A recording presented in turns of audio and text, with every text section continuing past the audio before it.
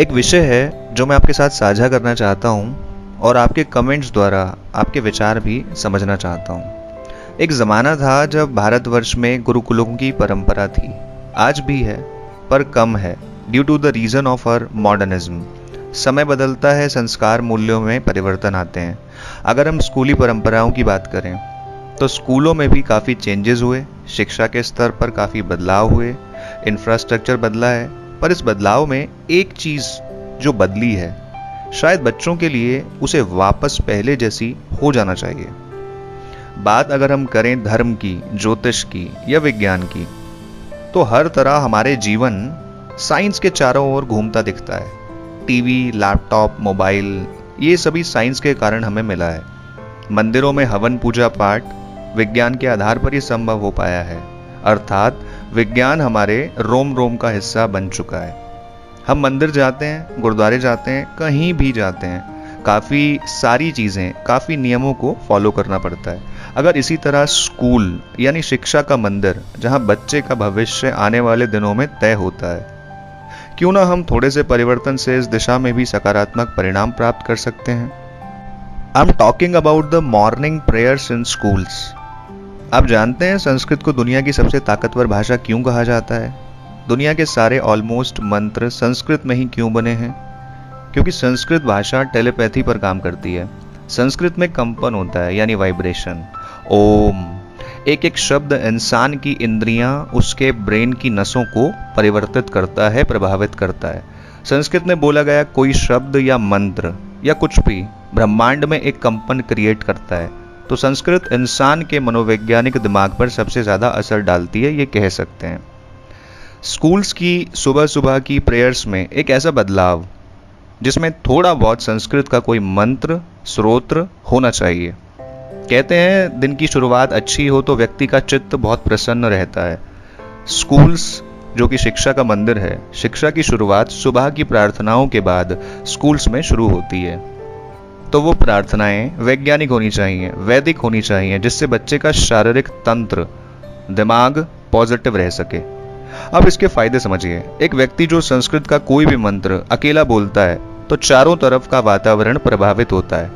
और सोचिए 2 से 3 हजार बच्चे प्लेग्राउंड में प्रार्थना के दौरान एक साथ एक ही टाइम पर किसी मंत्र को बोलें तो it will be a magical output in the Indian future.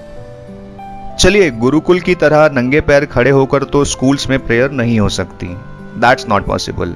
पर सुबह की प्रेयर्स में संस्कृत के 1, 2 या 3 मंत्रों को डालकर और ग्राउंड्स में बच्चों से एक साथ उसे बुलवाकर आसपास का सारा वातावरण, एनवायरनमेंट कितना पॉजिटिव बन सकता है।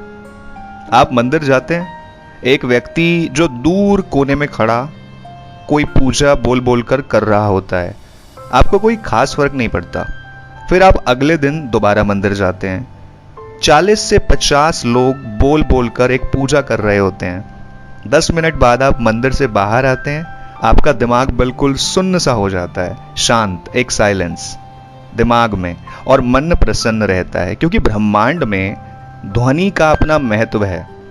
It's based on the theory of sound therapy. Schools में इस थ्योरी को करना चाहिए।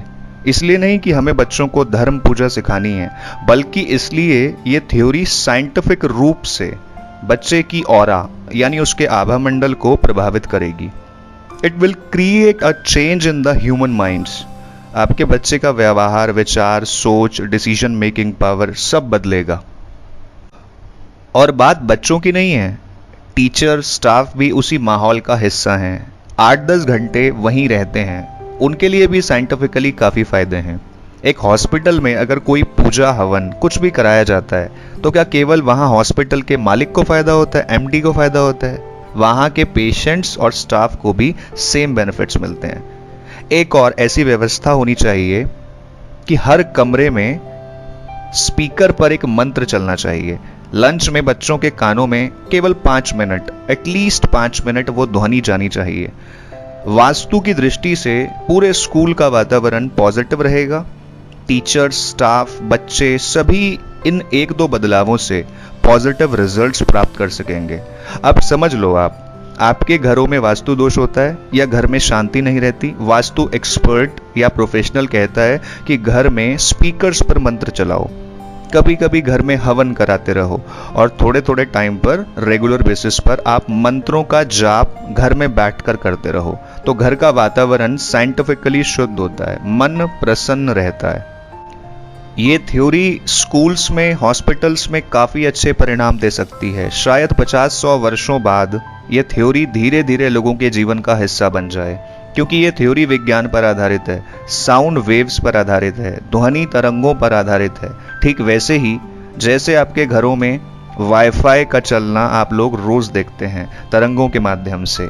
मॉडर्न ज्योतिष या मनोविज्ञान को समझने वाले प्रोफेशनल आने वाले वक्त में इस थ्योरी पर और रिसर्च कर सकते हैं। मैं कुमकुमानंद श्री आप सभी का स्वागत करता हूं। आप अपने विचार कमेंट बॉक्स में जरूर दें और आपको लगे तो इसे ज्यादा से ज्यादा शेयर भी करें। Thank you so much. जय माता दी।